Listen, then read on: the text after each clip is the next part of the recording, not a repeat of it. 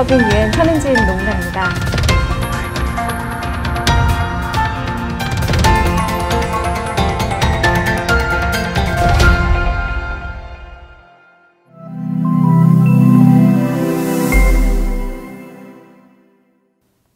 연차휴가는 입사일을 기준으로 부여하고 운영하는 것이 원래 원칙입니다.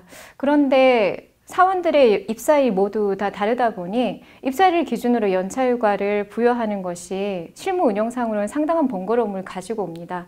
그리고 사용촉진 제도를 행하는 회사에서는 그 번거로움이 훨씬 더 크겠죠. 그래서 대부분의 회사에서는 입사일이 아니라 1월 1일 이렇게 특정 시점을 잡아서 연차휴가를 운영하는 회계연도 기준 연차휴가를 많이 선호하고 계십니다. 그런데 이번에 입사 1년 미만자에 대해서 11개의 휴가를 별도로 부여를 하다 보니 회계연도 기준으로 운영하는 회사에서 입사 1년 미만자에 대한 연차휴가 관리를 어떻게 해야 되는지 이 문의가 굉장히 많이 들어오고 있습니다. 그래서 이번 시간에는 입사 1년 차에 대한 회계연도 기준 연차휴가 운영 실무에 대해서 간략히 알아보도록 하겠습니다. 회계연도 기준 연차휴가에 대해서 고용노동부가 제시한 방법을 기준으로 한번 살펴볼까요? 사례로 보시면 7월 1일에 입사한 근로자의 경우에 7월 1일부터 이 회사의 회계연도 기준 1월 1일까지의 기간에 대해서 우선 비례해서 연차휴가를 부여를 하게 됩니다. 예컨대 그 입사한 해의 1월 1일부터 말일까지의 소정근로 일수 분의 7월 1일 입사일로부터 그 해의 말일까지의 소정근로 일수 이렇게 비례를 하시면 되는데요. 한 대충 6개월 정도 되니까 15일 곱하기 12분의 6 해서 첫 번째 돌아오는 1월 1일이 있는 그 해의 경우에는 7.5일을 부여하고요. 그 다음 해는 이제 15일, 15일, 16, 16, 17, 17 이렇게 이제 연차휴가를 부여하시면 되겠습니다. 다만 회계연도 기준 연차휴가를 사용하는 회사에서 가장 주의하셔야 하는 사항은 이렇게 평상시에는 편하게 운영을 하셔도 되지만 마지막 퇴직 시점에 반드시 입사일을 기준으로 연차휴가를 재정산해 주셔야 됩니다. 이 퇴직 정산을 제대로 하지 않으시는 경우에 회사에서 의도치 않게 임금 체불이 발생하시는 경우가 있기 때문에 잊지 않고 꼭 해주시고요. 그렇다면 이 회계연도 기준 연차휴가 하에서 신입사원에 대한 연차휴가는 어떻게 부여를 해야 할지 한번 사례를 한번 살펴보도록 하겠습니다. 지금 신입사원에 대해서는 이제 기존에 보셨던 7.5, 15, 15 이렇게 부여되는 연차휴가는 당연히 그대로 부여를 하고요. 이거 외에 추가로 11개의 휴가를 플러스해서 부여를 하게 되는데요. 예컨대 방금과 같이 17년 7월 1일에 입사한 근로자의 경우에 7월 달 1개월 개근하면 그 날로부터 1년 동안 한 개의 연차휴가를 사용할 수 있고요.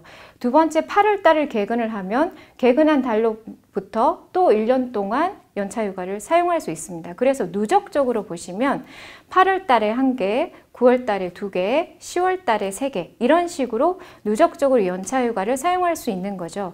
그런데 이 회사의 회계연도 기준일인 1월 1일이 되면 아까 발생했던 7.5일에서 매월 개근해서 누적적으로 발생하는 휴가까지 합산해서 13.5일을 이제 부여하게 이제 되는 것입니다. 그런데 회계연도 기준 하에서 입사한 지 1년 미만자의 경우에도 1개월을 개근하면 그 다음 1년 동안 사용할 수 있고요. 하나의 휴가를. 그리고 이걸 다 못 쓰면 그 시점에 수당을 부여를 하게 됩니다. 그런데 매월 수당을 정산할 수가 없으니 이걸 어떻게 해결할까에 대해서 어쨌든 고용노동부에서는 이걸 2월해서 사용할 수 있는 것으로 할 수 있다. 다만 그 내용을 단체협약이나 취업규칙에 규정화하도록 하고 있습니다.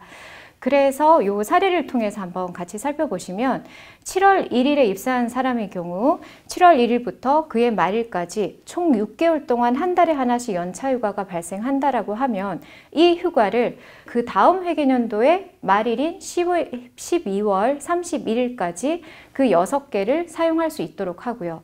그리고 그 다음에 발생하는 남은 5개의 연차휴가의 경우에는 그 발생일로부터 그 다음 익년도의 12월 31일까지 쓰도록 연차휴가를 2월에서 관리하는 겁니다. 이렇게 관리를 하신다면 매년 12월 31일을 기점으로 사용하지 않은 연차휴가를 한꺼번에 정산할 수 있어서 매월 수당을 정산해야 하는 그 번거로움을 피할 수 있습니다. 다만 아까 말씀드린 것처럼 취업규칙이나 단체협약에 규정을 해야 되는데요. 그렇다면 취업규칙 작성 예시를 한번 살펴보실까요? 방금 말씀드린 내용을 예로 들어보면 입사 후 최초 1년 미만의 기간 동안 발생하는 연차휴가는 휴가 발생일로부터 다음 회계년도 말일까지 이월하여 사용하고 그 기간 내에 사용하지 않을 경우에 수당으로 지급한다. 이렇게 표현하실 수 있겠습니다. 이 내용 외에도 추가로 규정을 하자면 아까 처음에 앞에서 말씀드렸던 회계년도 기준 하에서 퇴직 정산하는 내용, 그런 내용들도 이 조항이 같이 표현하면 더욱더 좋겠죠. 여기까지 입사 1년 미만자에 대한 회계연도 연차휴가 관리 방법에 대해서 살펴보았습니다. 감사합니다.